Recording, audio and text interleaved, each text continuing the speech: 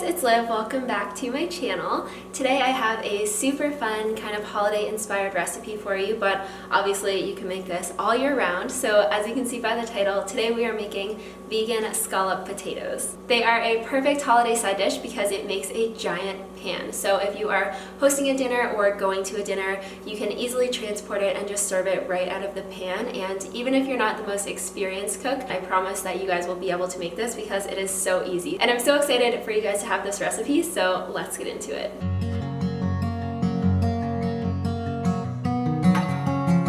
Start by finely chopping one onion. Then peel your potatoes and slice them as thinly as possible into round shapes. This is a lot easier if you have a super sharp knife. It's a lot easier on your wrist and it's a lot easier to get thinner slices. The thinner you slice them, the quicker they will cook. So if you have any that are thick, they'll probably still be a little bit firm when you take them out of the oven. So that's why you want to try to get them as thin as possible.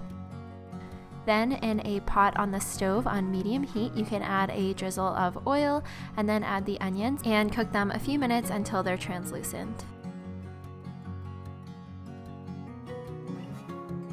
Then you just want to pour the potatoes into a large oven-safe baking pan and then add the onions and just stir it all together so that it's all combined. And this actually helps the potatoes from sticking together. The onions kind of get in between the layers and that also allows the sauce to get in there too. So just make sure it's all stirred up and everything is evenly distributed.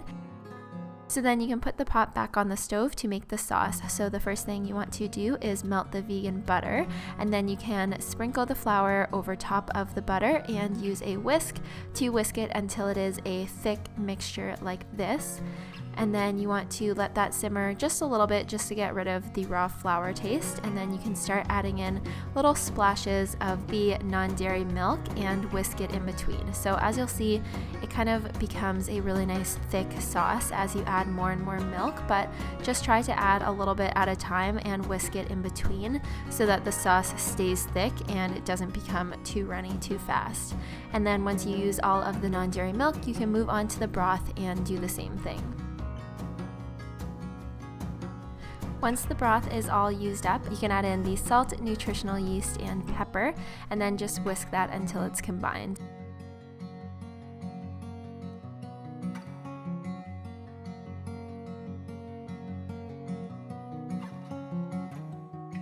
So when the sauce is a nice medium thick consistency, you can pour a little bit over the potatoes and again, just give that a quick stir and then pour the remainder of the sauce over all of the potatoes and just use a spoon to make sure that it kind of gets in all the little cracks and holes so that it can get down to the bottom.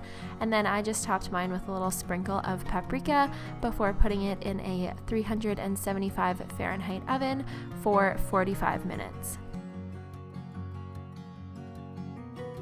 Once the 45 minutes is up, you can take them out, and if you are using vegan cheese, now is the time to sprinkle it on top. So I just used these vegan cheddar shreds and I sprinkled them evenly over the top, and then you just want to bake that for another 15 minutes so that the cheese has a chance to melt. And if you're not using cheese, you can just cook them for the full hour. And then when they're done, they should look like this. Okay, so they will be a little bit runny when they first come out of the oven because they're still going to be really hot and there's going to be a lot of steam in them.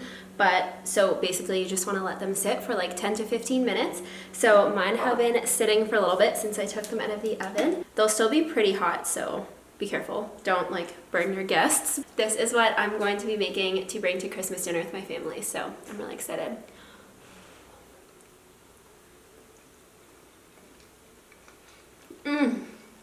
I've seen a few recipes for vegan scalloped potatoes online and a lot of them use cashews, but I like that this one doesn't just because then it's like a nut-free version, and also then you just don't have to go through the fuss of like soaking your cashews and blending them. It's just like you can just whip up the sauce without doing any prep beforehand. I really hope you guys make it and I hope you try it and enjoy it.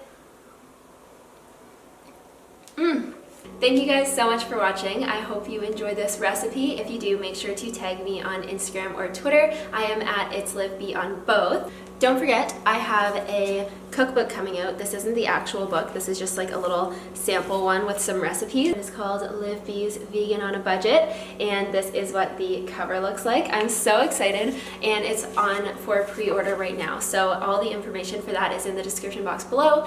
If you guys would like to pre-order it, you get a free gift when you do. So again, all the information for that is below. But thank you guys again so much for watching. I love and appreciate you all so much, and I will see you guys next week. Bye.